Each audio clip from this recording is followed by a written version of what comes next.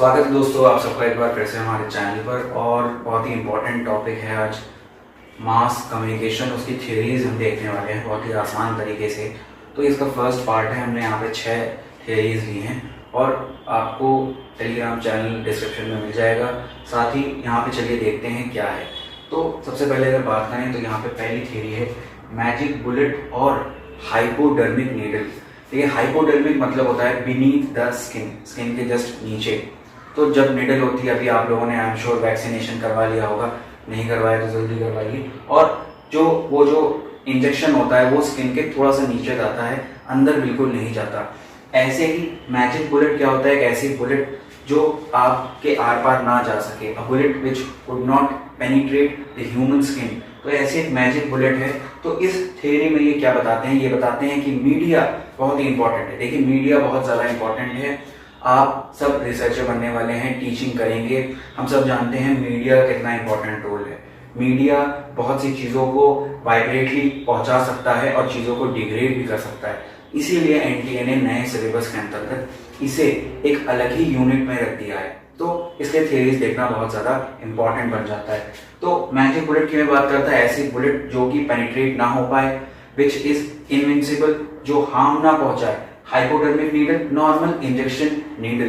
तो इनसे क्या होता है, ये थ्योरी क्या बताती है, ये थ्योरी बताती है कि media is like an injection या it gives vaccination as injection. तो वो क्या करती है, जैसे वैक्सीन आपने इंजेक्शन के थ्रू लगवाई, वैसे ही ये भी करती है, ये छोटी छोटी चीजों को इंजेक्ट करवाती है। मतलब क्या है, मतलब ये है कि ये आपको एकदम से नहीं कहती। मान लीजिए पाकिस्तान के साथ वॉर होने वाली है, तो ये धीमे धीमे इंजेक्ट करवाएंगे कि पाकिस्तान साजिश रच रहा है और उसके कई ड्रोन्स इंडियन बॉर्डर में पकड़े गए। धीरे धीरे महीने 2 महीने बाद वो जो चीजें इंजेक्ट हुई हैं वो एक आइडिया बन जाता है कि Pakistan is our enemy, invincible enemy. ये ऐसे इंजेक्ट। तो ये थ्योरी क्या बताती है, ये थ्योरी बताती है media gives us injection, it injects idea, वो आइडियाज को इंजेक्ट करती है। ये एक बार में नहीं देती, धीमे धीमे डोज देती है। जैसे हमने 2 डोज वैक्सीनेशन के लगवाने, वैसे।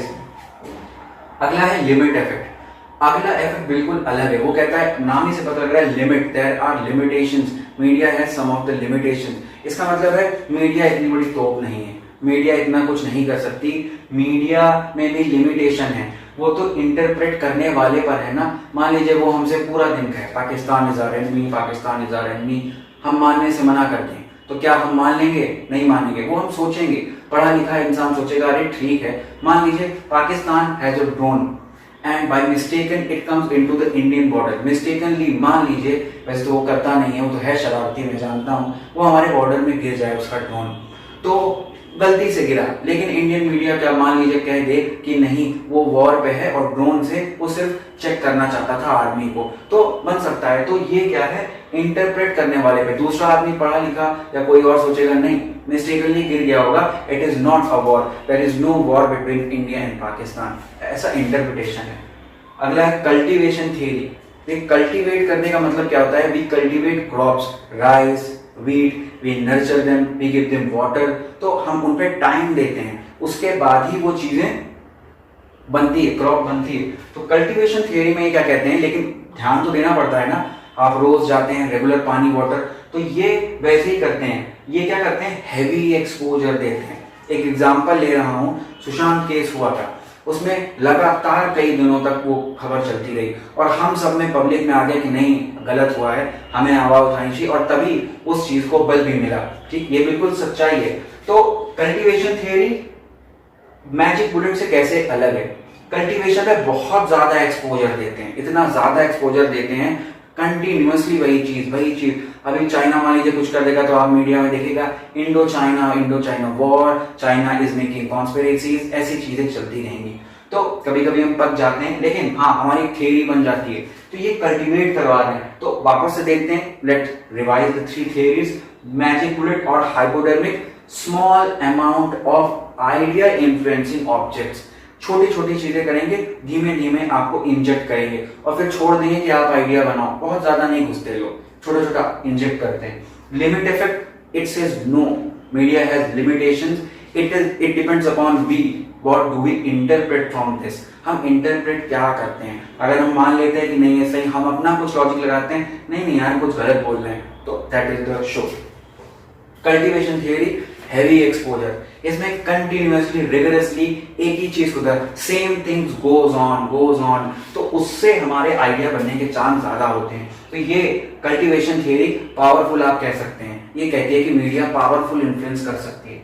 फोर्थ पे आते हैं agenda setting. So see there are agenda setting. What is agenda? To set a policy framework. तो ये 3 टाइप का है, media policy, public policy and political policy. देखिए बहुत अच्छी राइटिंग नहीं है मेरे, समझ में नहीं आ रहा है, देन मैं वर्बली भी बोल रहा हूँ, सुनते रहिए आप।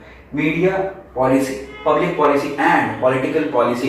What is media policy? मान लीजिए if there are 10 media outlets, मान लीजिए 10 मीडिया आउटलेट्स हैं, 10, एंड ये 10 के 10 चाहते हैं कि नहीं इंडिया का पाकिस्तान के साथ वॉर हो जाए, बहुत परेशान करता है, अब इसको खत्म कर दो।